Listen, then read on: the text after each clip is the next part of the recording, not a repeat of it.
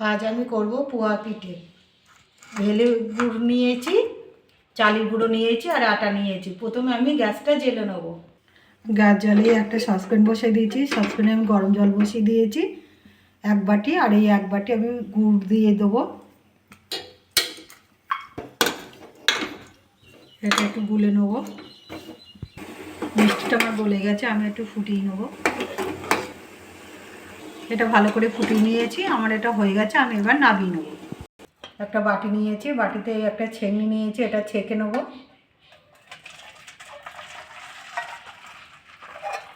কত নোংরা বেরোবে, এই নোংরাটা ফেলে দেবো। চালের গুঁড়োটা দিয়ে দেবো।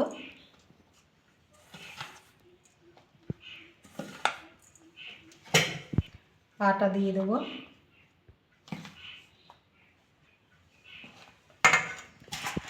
আমি এখানে আর কিশমিশ নিয়েছি, কাজু বাদামটা আমি ভেঙে নিয়েছি, এটা আমি দিয়ে দেবো।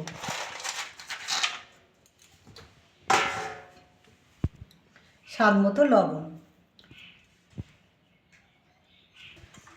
দিয়ে এটা গুলে নেব।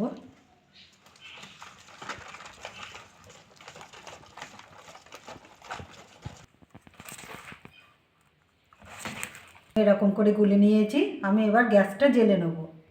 গ্যাস জ্বালিয়ে কড়া বসিয়ে দিয়েছি, কড়াটা গরম হয়ে গেছে। আমি এবার সাদা তেল দিয়ে দেবো।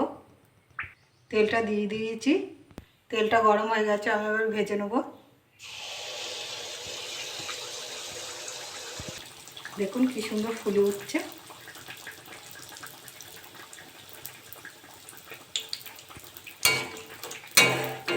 হয়ে গেছে, আমি এবার উল্টে দেবো। এটা আমার হয়ে গেছে, এবার তুলে নেব। সুন্দর হয়েছে। বাকিগুলো আমি একইভাবে ভেজে নেব।